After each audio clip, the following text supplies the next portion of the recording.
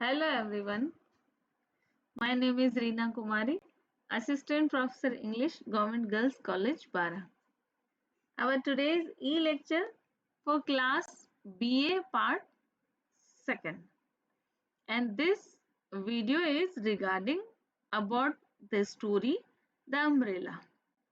Dear students, as we know, the story contains almost 6 or 7 videos.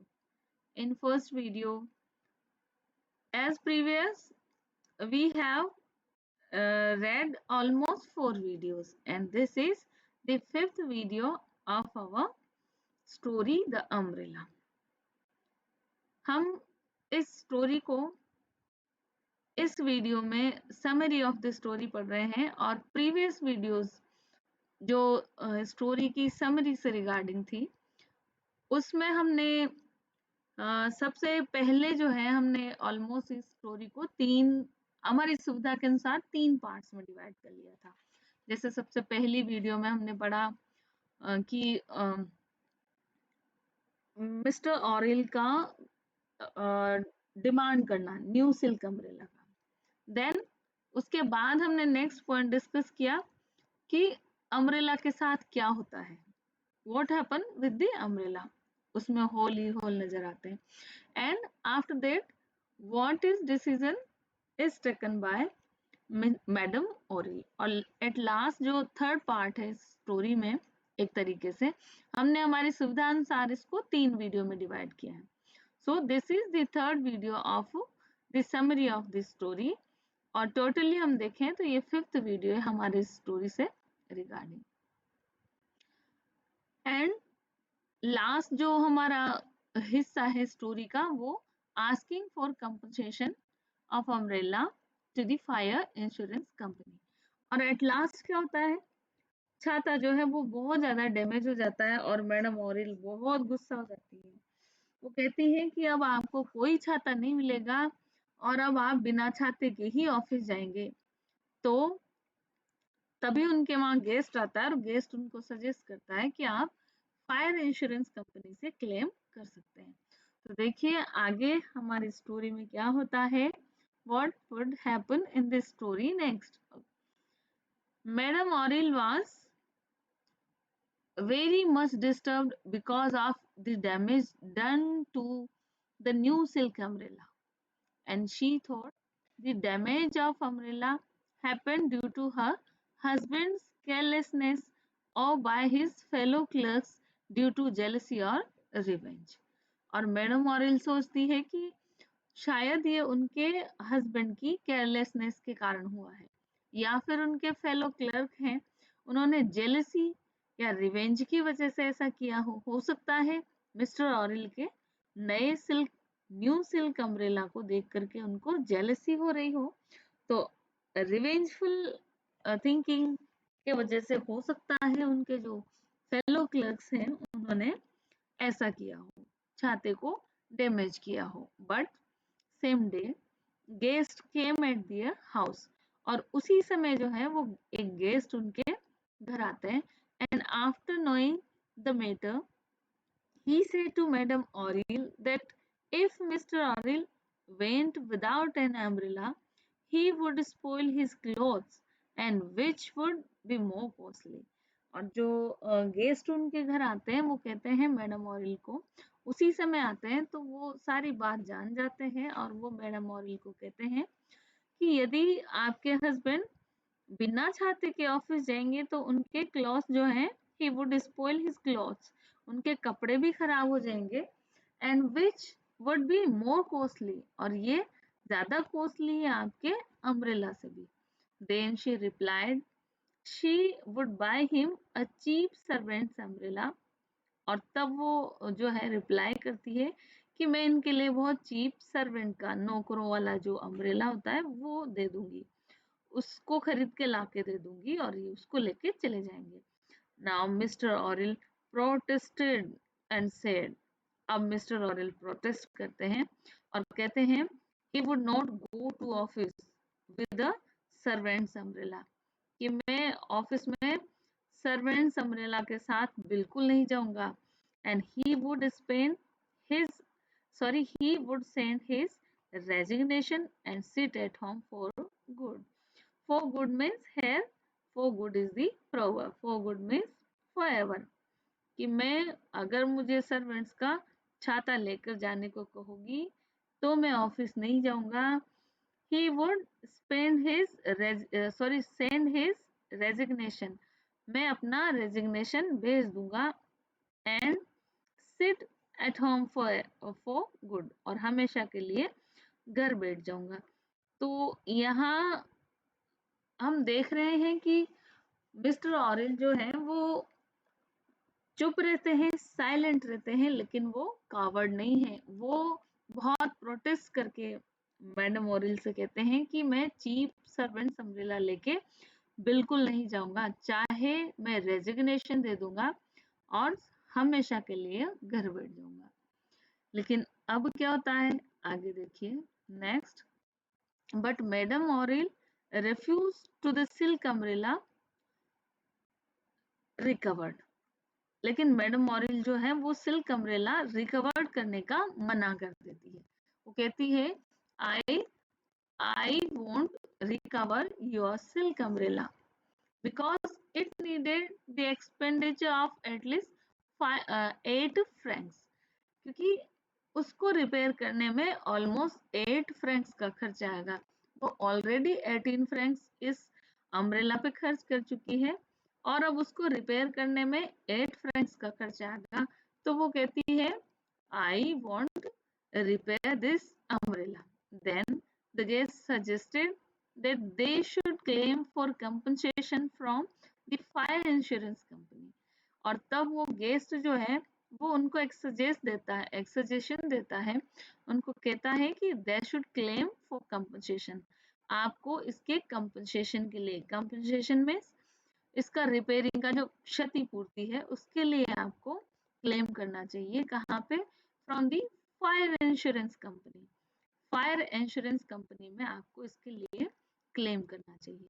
Now mister Aurel said that he would never go to the fire insurance company for a petty claim.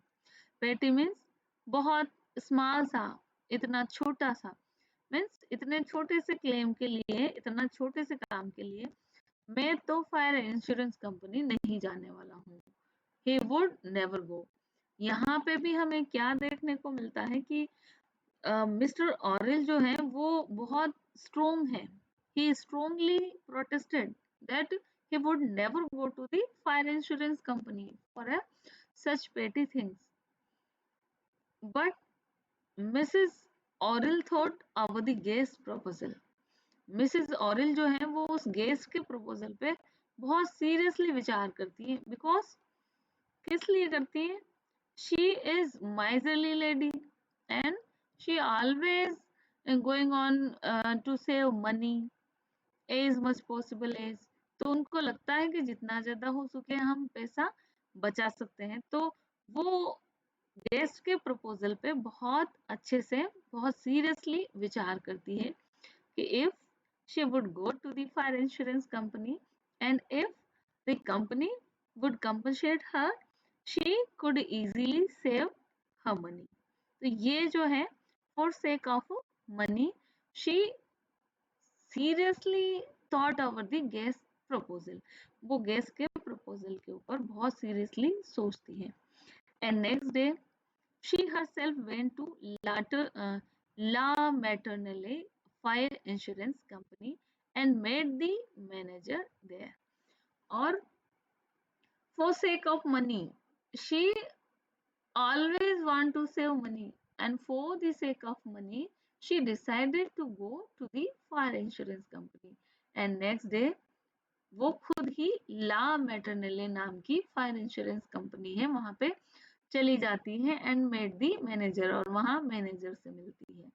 The manager was surprise to hear her claiming for the damage umbrella.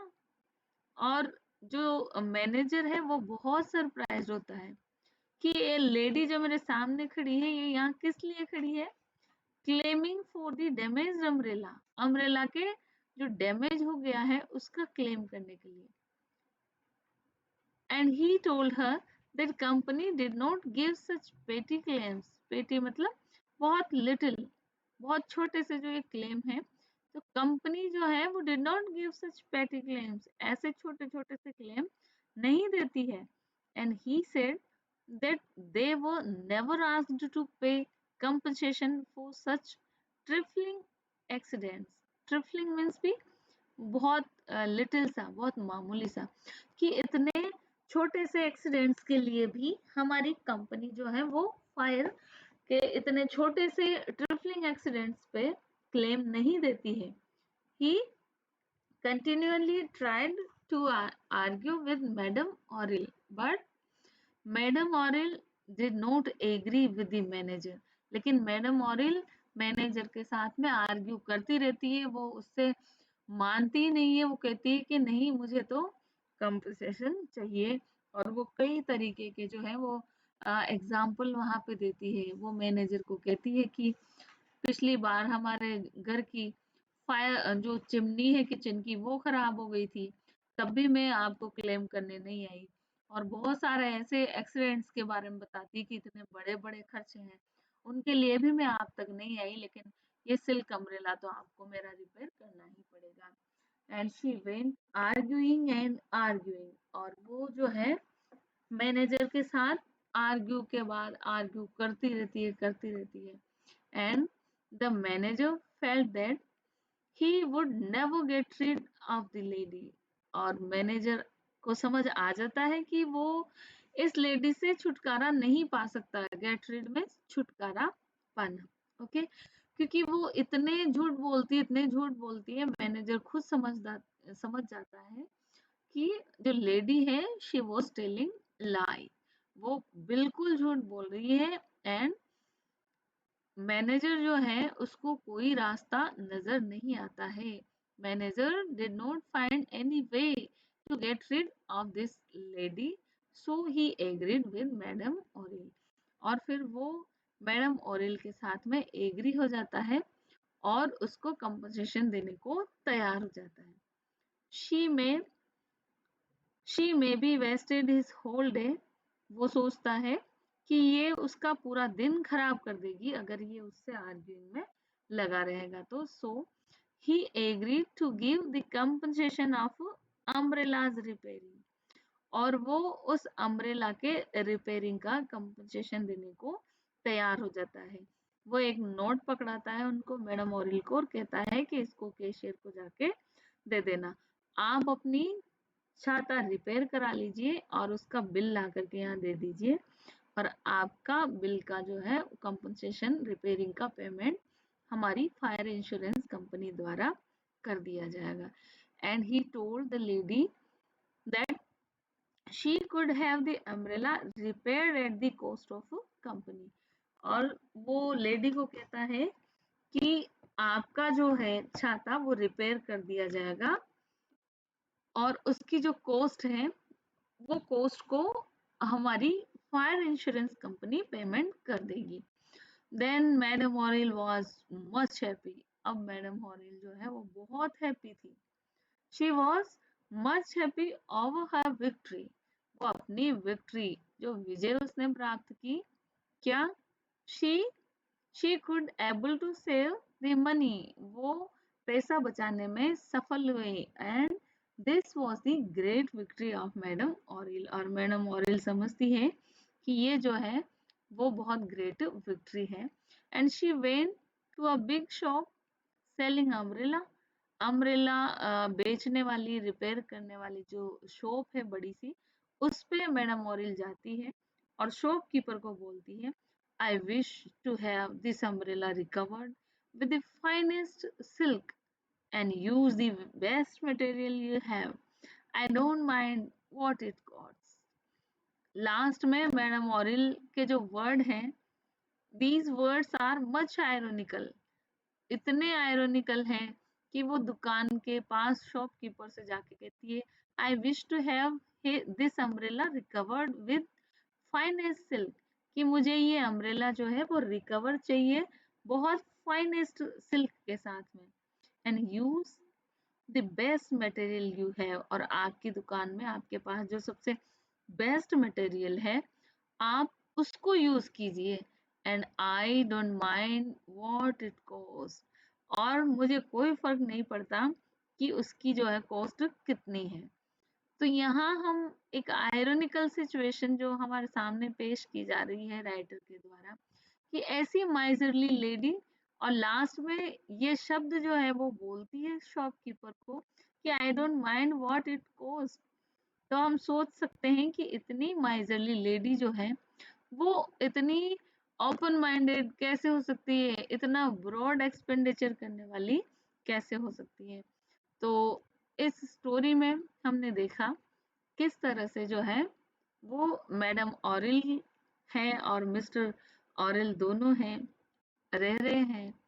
Madam ऑरिल बहुत ही miserly lady है, बहुत frugal lady है। In spite of it mister Oreille उनके साथ बहुत quietly behave करते हैं, because he was very gentle person, he was peace living person. So this is the summary of our story, dear students, and in our next video we will read the character sketch of Madam Oril in contrast with Mr. Oril, and after that we will discuss the assignment regarding this story, The Umbrella also.